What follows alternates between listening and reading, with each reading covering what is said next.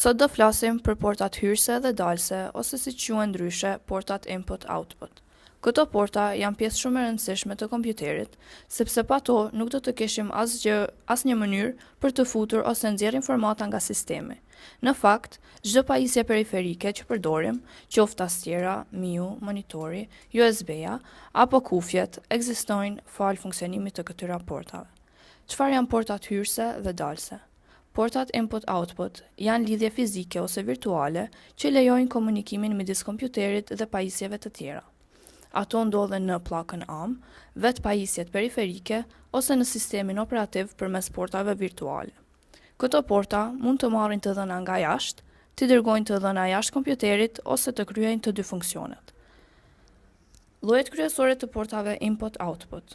Portat hyrëse, këto portat përdoren për të futur informata në kompjuter. Disa shembuj të përmendur në prezantim janë keyboard port, porta ku lidhet tastiera, mouse port, që është porta për miun, dhe audio input, e cila është porta për mikrofon. Përmes këtyre portave, kompjuteri merr komanda dhe informacionin nga përdoruesi ose pajisjet hyrëse.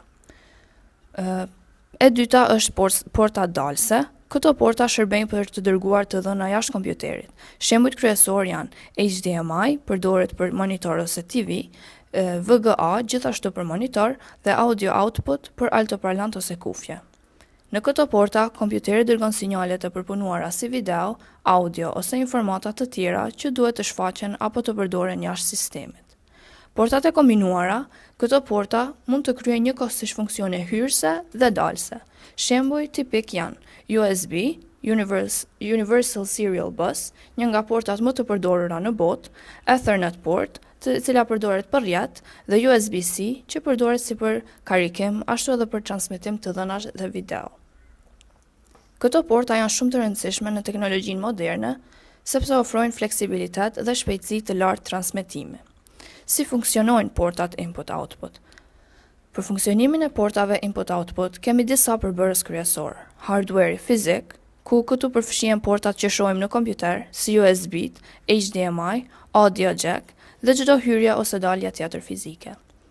E dyta i kemi kontrolluesit. Këto janë çipet që menaxhojnë trafikun e të dhënave midis pajisjeve periferike të CPU-s.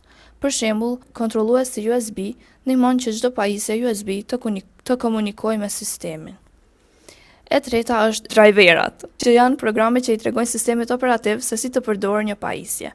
Pa një driver të duhur, kompjuteri nuk mund ta kuptojë pajisjen. Data bus, kjo është rruga e brendshme që lejon transferimin e të dhënave brenda kompjuterit nga CPU te memoria dhe te pajisjet input-output. Rëndësia e portave hyrëse dhe dalëse. Portat input-output janë thelbësore sepse mundësojnë komunikimin midis kompjuterit dhe pajisjeve periferike, rrisin funksionalitetin e kompjuterit, lejojnë transferimin e të dhënave nga dhe drejt kompjuterit, përmirësojnë përvojën e përdoruesit duke ofruar shpejtësi dhe efikasitet. Pa to, një kompjuter modern nuk do të mund të kryente pothuajse asnjë funksion të dobishëm. Disa nga portat më të përdorura sot janë USB Type-A dhe USB Type-C, HDMI dhe DisplayPort, audio jack, Thunderbolt, Ethernet, SD card slot e të tjera. Këto porta i përdorim çdo ditë, shpesh pa e vërejtur sa të rëndësishme janë në funksionimin e përditshëm të kompjuterit. Si përfundim, portat hyrëse dhe dalëse janë komponentë thelbësor për funksionimin e çdo kompjuteri. Ato mundsojnë komunikimin me botën e jashtme dhe janë të domosdoshme për pajisjet periferike që përdorim çdo ditë. Duke i kuptuar llojet e portave dhe mënyrën se si ato funksionojnë, ne kuptojmë më mirë mënyrën se si kompjuteri pranon dhe dërgon të dhëna. Faleminderit për vëmendjen.